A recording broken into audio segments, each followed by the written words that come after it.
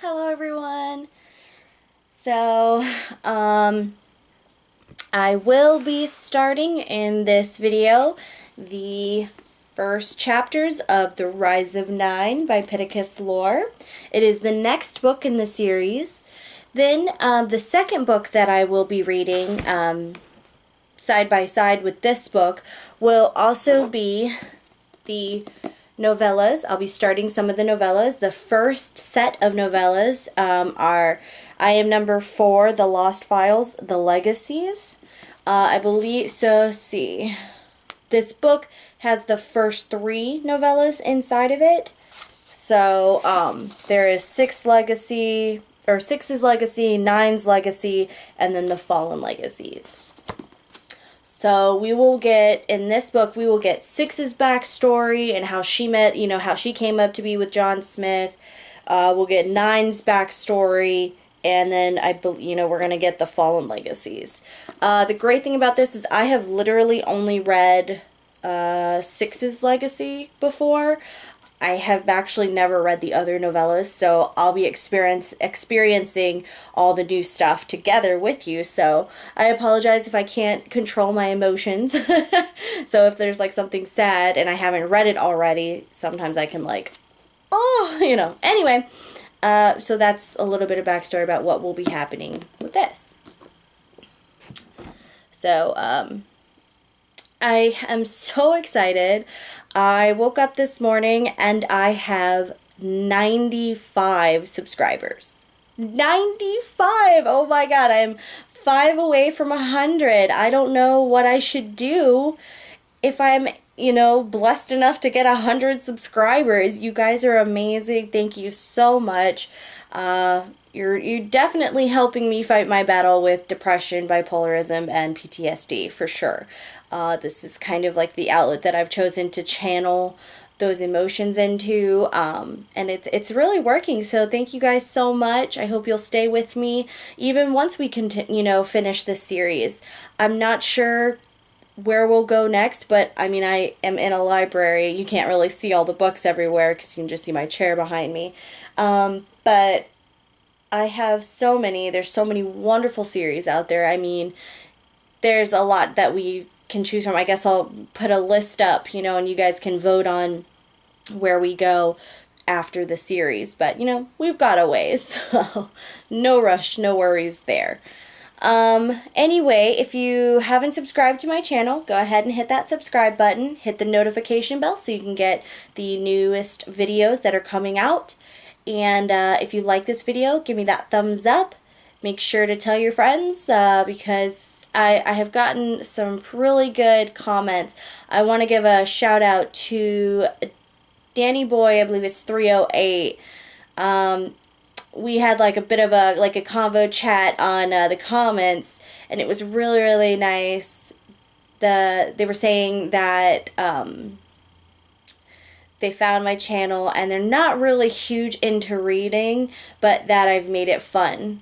And that's exactly what I want. I want to make reading fun, especially for those who don't usually go to pick up a book or anything like that. Because it's my passion and I love reading and I think it's amazing. Anyway, I think that's about all the messages I have. If you have any ideas of what I should do if I reach 100 subscribers for a special video, let me know. Leave it in the comments below because I have no idea what to do, but I've got to celebrate somehow. 100 subscribers? What? That's so huge. I already feel like YouTube famous, so thank you guys. If I don't ever get another subscriber, that's fine too. I'm so happy with the subscribers I have, and you guys are amazing. Thank you. Alright, without further ado, I'm gonna get on to reading, because let's be honest, that's what you're really here for. Alright, so, The Rise of Nine by Pittacus Lore. They know the charm is broken. They know we're vulnerable alone. They are determined to find us. They want to finish what they started. But they'll have to fight us first. We are joining forces. We are stronger together. We are prepared to sacrifice everything. Power in numbers will save us all. Okay.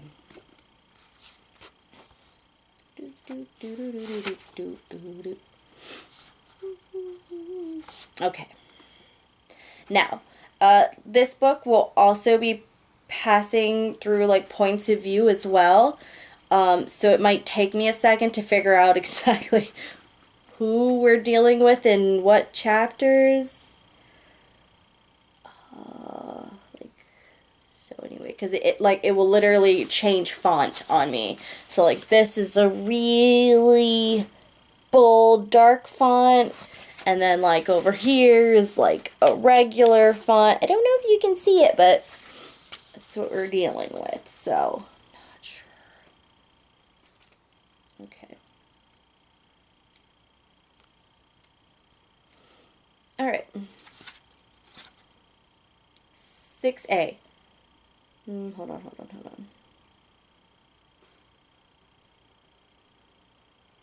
Okay.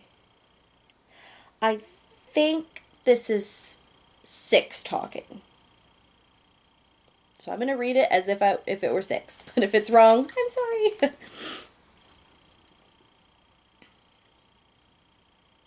6A? Seriously? I look at the boarding pass in my hand. It's large type announcing my seat assignment, and wonder if Crayton chose this seat on purpose. It could be a coincidence, but the way things have gone recently, I'm not a big believer in coincidences. I wouldn't be surprised if Marina sat down behind me in row 7 and Ella made her way back to row 10. But no, the 2 girls dropped down beside me without saying a word and joined me in studying each other, each person boarding the plane. Being hunted, you are constantly on guard. Who knows when the Mogadorians might appear? Crayton will board last, after he's watched to see who else gets on the plane, and only once he feels the flight is absolutely secure. I raise the window shade and watch the ground crew hustle back and forth under the plane. The city of Barcelona is a faint outline in the distance. Marina's knee bounces furiously up and down next to mine. The battle against an army of Mogadorians yesterday at the lake, the death of her seapan, finding her chest, and now it's the first time in almost 11 years that she's left the town where she spent her childhood. She's nervous. Everything okay? I ask. My newly blonde hair falls into my face and startles me. I forgot. I dyed it this morning. It's just one of many changes in the last 48 hours.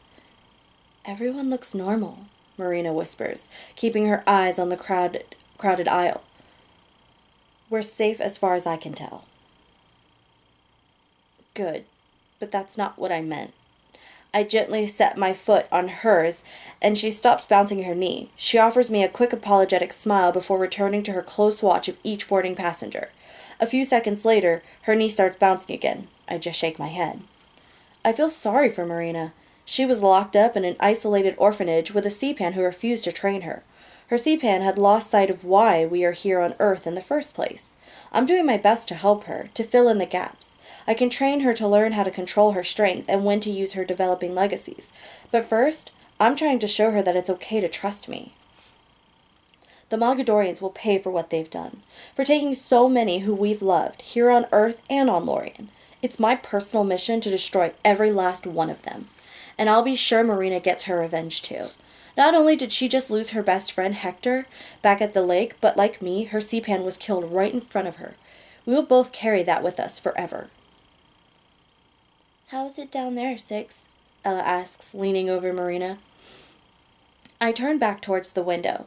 The men below the plane begin to clear away their equipment, conducting a few last-minute checks. So far, so good. My seat is directly over the wing, which is comforting to me. On more than one occasion, I've had to use my legacies to help a pilot out of a jam. Once, over southern Mexico, I used my telekinesis to push the plane 12 degrees to the right, only seconds before crashing into the side of a mountain. Last year, I got 124 passengers safely through a vicious thunderstorm over Kansas by surrounding the plane with an impervious cloud of cool air. We shot through the storm like a bullet through a balloon. When the ground crew moves on to the next plane, I follow Ella's gaze towards the front of the aisle. We're both impatient for Crayton to board. That will mean everything is okay, at least for now. Every seat is full but the one behind Ella. Where is he? I glanced out at the wing again, scanning the area for anything out of the ordinary.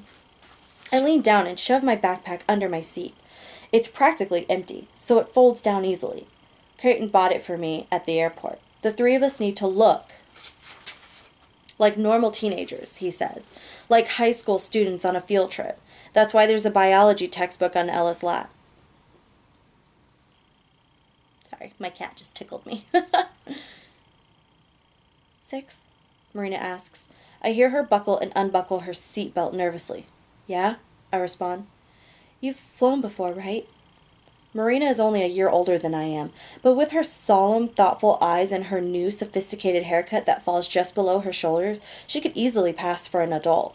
Right now, however, she bites her nails and pulls her knees up to her chest like a scared child. Yes, I say. It's not so bad. In fact, once you relax, it's kind of awesome. Sitting there on the plane, my thoughts turn in the direction of my own sea-pan, Katerina. Not that I ever flew with her, but when I was 9 years old, we had a close call in a Cleveland alley with a Mogadorian that left us both shaken and covered in a thick layer of ash. Katerina moved us to Southern California after that. Our crumbling 2-story bungalow was near the beach, practically in the shadow of Los Angeles' International Airport. 100 planes roared overhead every hour, always interrupting Katerina's teaching, as well as the little free time I had to spend with my only friend, a skinny girl next door named Ashley. I lived under those airplanes for 7 months. They were my alarm clock in the morning, screaming directly over my bed as the sun rose. At night, they were ominous ghosts telling me to stay awake, to be prepared to rip off my sheets and jump in the car in a matter of seconds.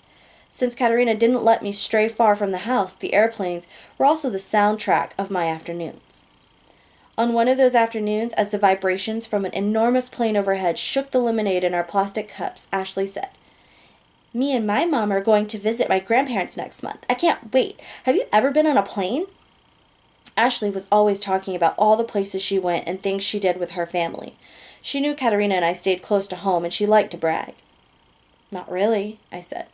What do you mean, not really? You've either been on a plane or you haven't. Just admit it, you haven't.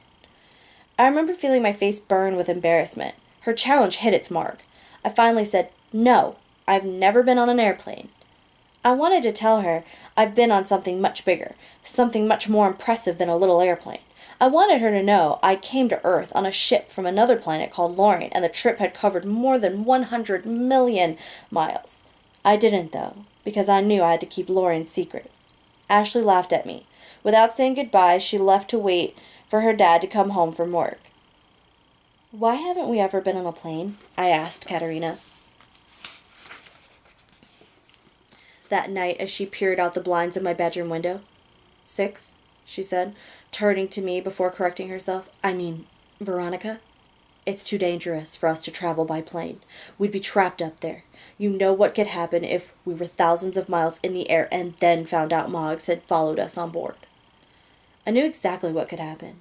I could picture the chaos, the other passengers screaming and ducking under their seats as a couple of huge alien soldiers barreled down the aisle with swords. But that didn't stop me from wanting to do something so normal, so human as to fly on a plane from one city to the next. I'd spent all my time on Earth unable to do the things other kids my age took for granted. We rarely stayed in one place long enough for me to meet other kids, let alone make friends.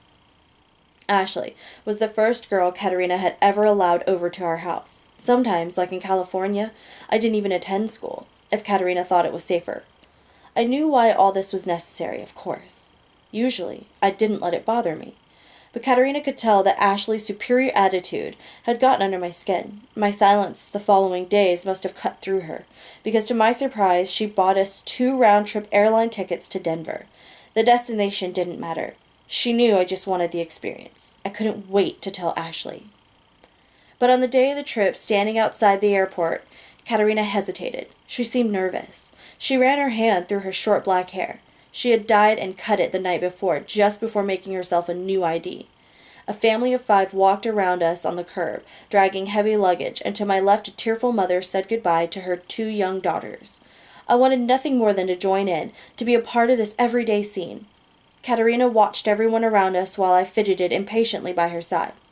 No, Katerina finally said. We're not going. I'm sorry, Veronica, but it's not worth it. We drove home in silence, letting the screaming engines of the planes passing overhead speak for us. When we got out of the car on our street, I saw Ashley sitting on her front steps. She looked at me walking towards our house and mouthed the word, liar. The humiliation was almost too much to bear. But really, I was a liar. It's ironic. Lying was all I had done since I'd arrived on Earth. My name, where I was from, where my father was, why I couldn't stay the night at another girl's house. Lying was all I knew, and it was what kept me alive. But when Ashley called me a liar, the one time I was telling someone the truth, I was unspeakably angry. I stormed up to my room, slammed the door, and punched the wall. To my surprise, my fist went straight through. Katerina slammed my door open, wielding a kitchen knife and ready to strike. She thought the noise she'd heard must be Mog's. When she saw what I had done to the wall, she realized that something had changed with me. She lowered the blade and smiled. Today's not the day you get on a plane, but it is the day you're going to start your training. 7 years later, sitting on this plane with Marina and Ella, I hear Katerina's voice in my head. We'd be trapped up there. But I'm ready for that possibility now, in ways that Katerina and I weren't before. I've since flown dozens of times, and everything has gone fine. However, this is the first time I've done it without using my invisibility legacy to sneak on board. I know I'm much stronger now, and I'm getting stronger by the day. If a couple of Mog soldiers charged at me from the front of the plane, they wouldn't be dealing with a meek young girl. I know what I'm capable of. I'm a soldier now, a warrior. I'm someone to fear, not hunt. Marina lets go of her knees and sits up straight, releasing a long breath. In a barely audible voice, she says, I'm scared. I just want to get in the air. You'll be fine, I say. She smiles and I smile back at her. Marina proved herself to be a really strong ally, with amazing legacies on the battlefield yesterday. She can breathe underwater, see in the dark, and heal the sick and wounded. Like Allguard, she also has telekinesis, and because we're so close in order, I'm number 6 and she's number 7. Our bond is special. When the charm still held and we had to be killed in order, the Mogadorians would have had to get through me before they could get to her, and they never would have gotten through me. Ella sits silently on the other side of Marina. As we continue to wait for Crayton, she opens the biology book on her lap and stares at the pages. Our charade does not demand this level of concentration, and I'm about to lean over and tell her, but then I see she isn't reading at all. She's trying to turn the page with her mind, trying to use telekinesis, but nothing's happening.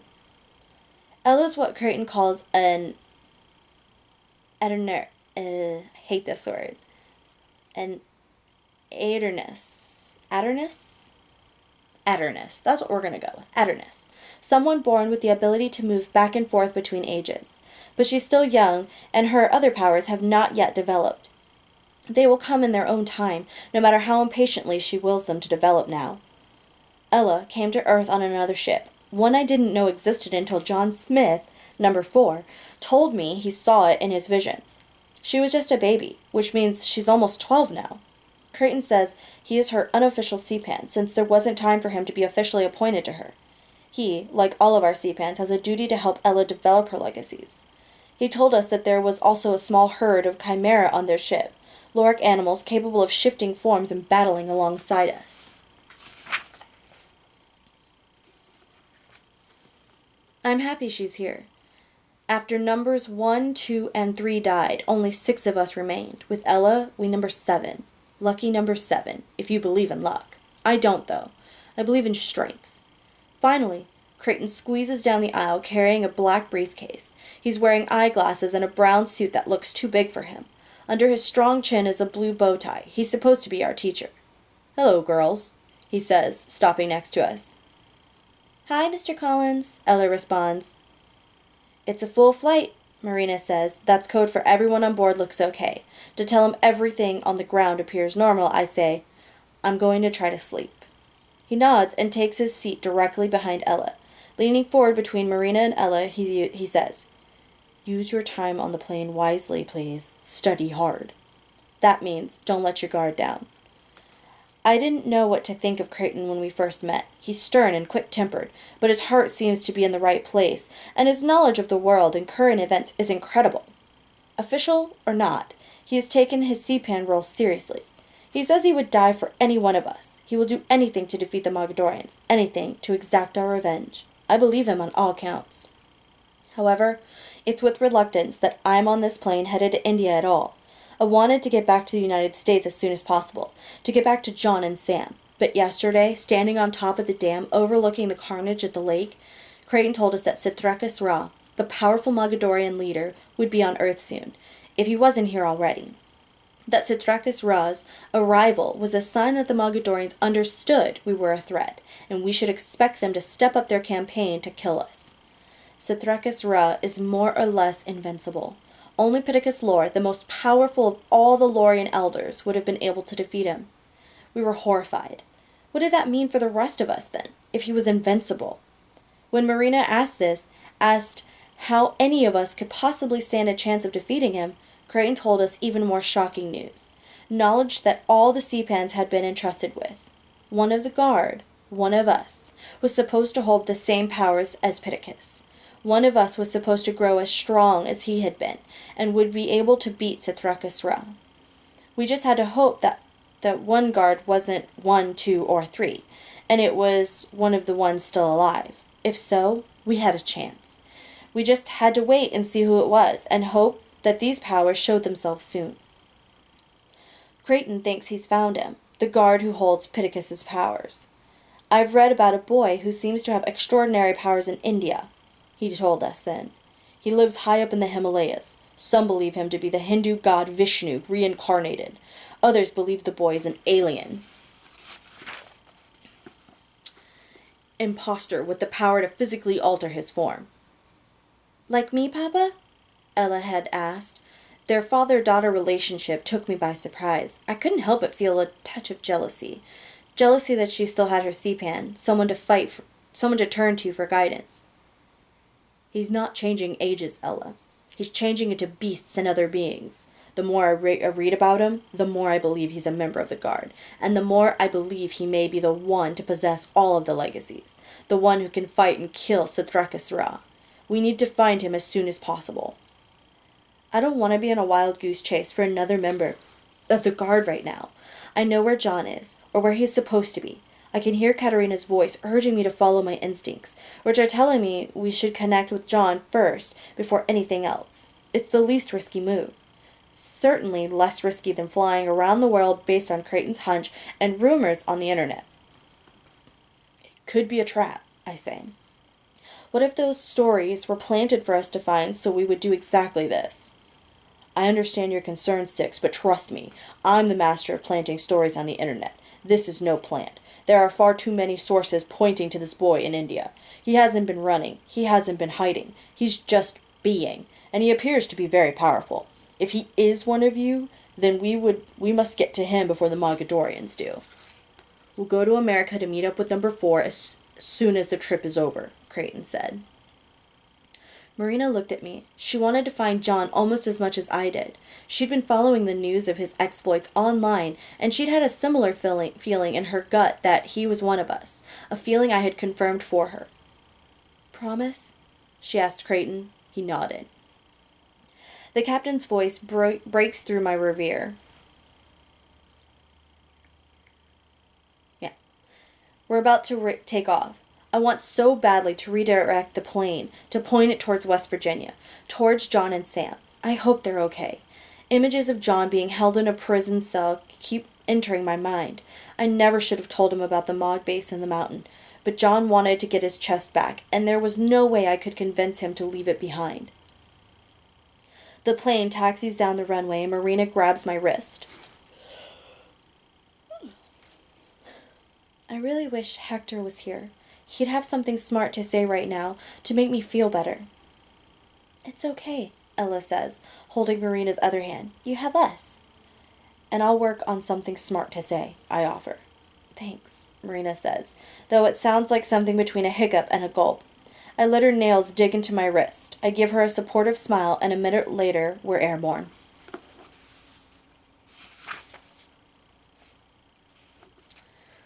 All right. Chapter 2. Let's see, how long is Chapter 2? Okay, I'm going to read Chapter 2, because it's, back to John.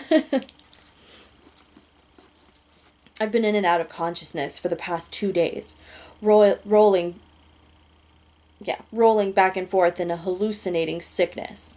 The effects from the blue force field outside the Mogadorian's mountain have lingered far longer than Nine told me they would, both mentally and physically. Every few minutes, my muscles seize and sear with pain. I try to distract myself from the agony by looking around the tiny bedroom of this decaying, abandoned house. Nine couldn't have picked a more disgusting place for us to hide. I can't trust my eyes.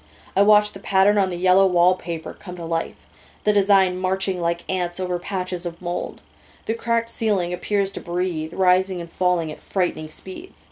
There's a large, jagged hole in the wall that separates the bedroom and living room, as if someone tossed a sledgehammer through it. Smashed beer cans are strewn around the room, and the baseboards have been torn to shreds by animals. I've been hearing things rustling in the trees outside the house, but I'm too weak to be alarmed.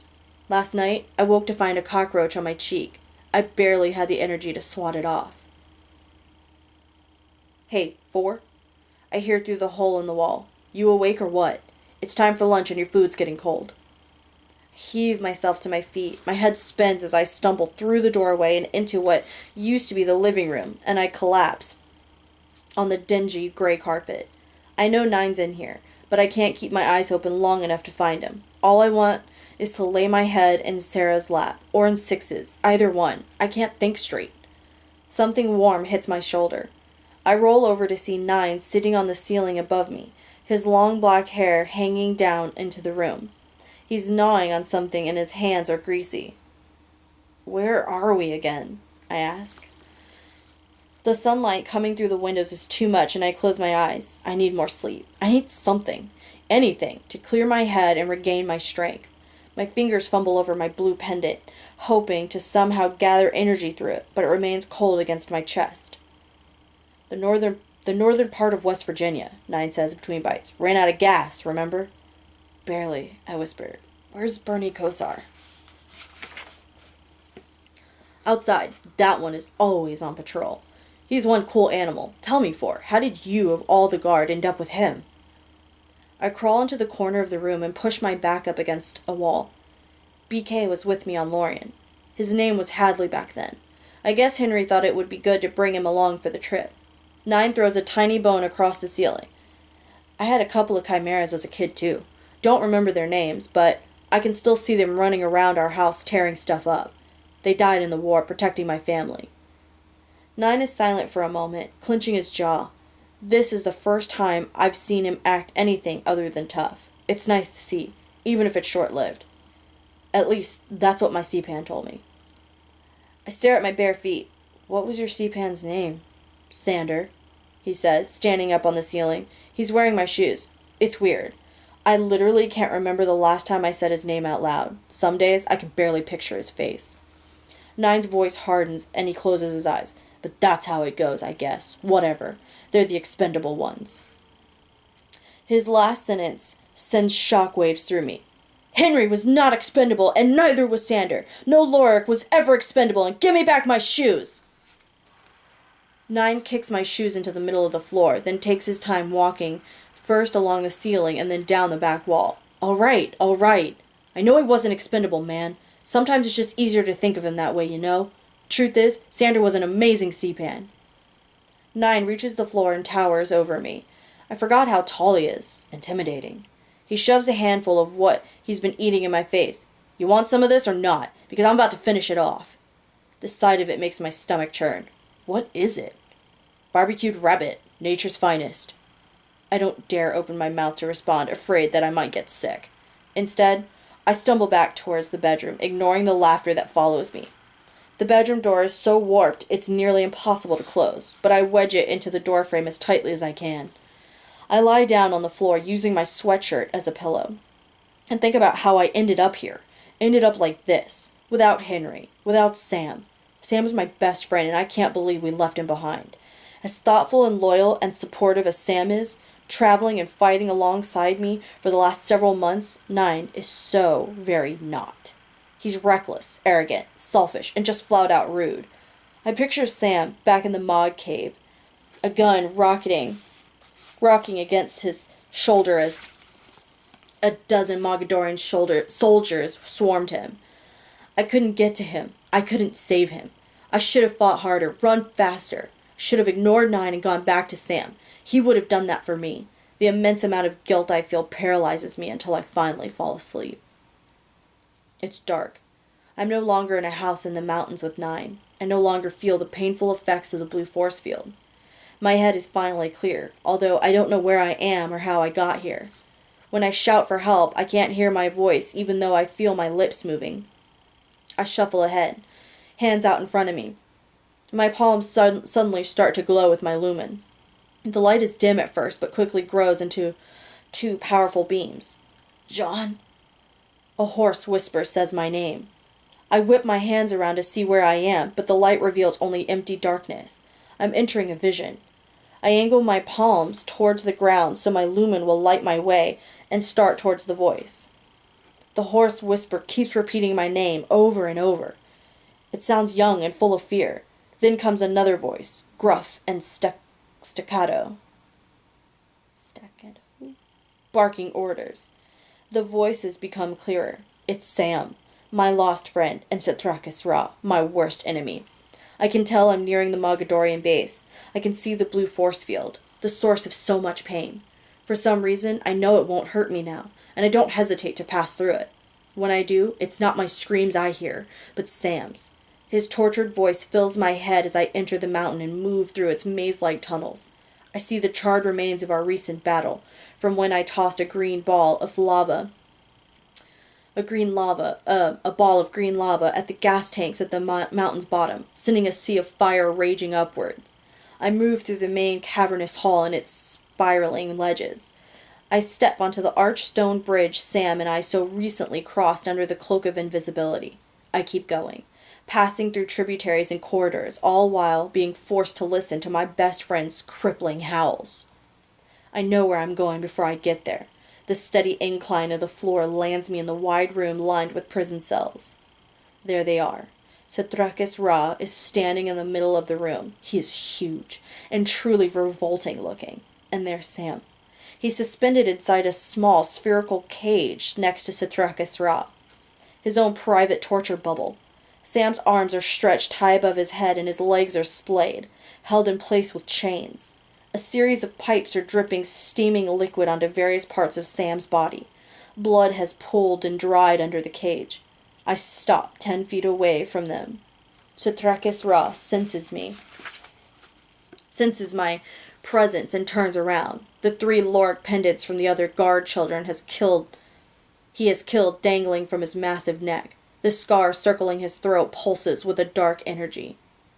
We missed each other, Setrakis Ra growls. I open my mouth but nothing comes out. Sam's blue eyes turn in my direction, but I can't tell if he sees me. More hot liquid drips from the pipes, hitting Sam in the wrists, chest, knees, and feet. A thick stream flows onto his cheek and rolls down his neck. Seeing Sam tortured finally gives me a voice. Let him go! I shout. Setrakis Ra's eyes harden. The pendants around his neck glow and mine responds, lighting up as well. The blue laurelite gem is hot against my skin and then it suddenly bursts into flames, my legacy taking over. I allow the fire to crawl along my shoulders. I'll let him go, he says, if you come back to the mountain and fight me. I glance quickly over at Sam and see that he has lost his battle with the pain and is blacked out, chin resting on his chest. Setrakis Ra points to Sam's withered body and says, You must decide. If you don't come, I'll kill him, and then I'll kill the rest of them. If you do, I'll let them all live. I hear a voice yelling my name, telling me I have to move. 9. I sit up with a gasp and snap my eyes open. I'm covered in a thin layer of sweat. I stare through the jagged hole of broken drywall and it takes me a few seconds to get my bearings. Dude, get up! 9 yells from the other side of the door. There's a ton of stuff we need to do! I get to my knees and fumble around my neck for my pendant. I squeeze it as hard as I can, trying to get Sam's screams out of my head. The bedroom door swings open. 9 stands in the doorway, wiping his face with the back of his hand. Seriously, bro, get your shit together. We need to get out of here.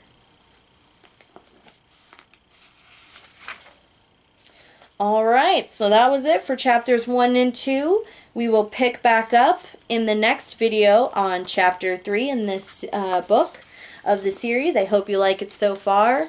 Poor Sam. That breaks my heart. It's terrible. But we'll pick back up on chapter 3, and we'll be back with Six's gang. And I believe we're still in Six's point of view. She'll be talking again. Because I think it does, I'm not sure, but I think it also switches between Marina's voice.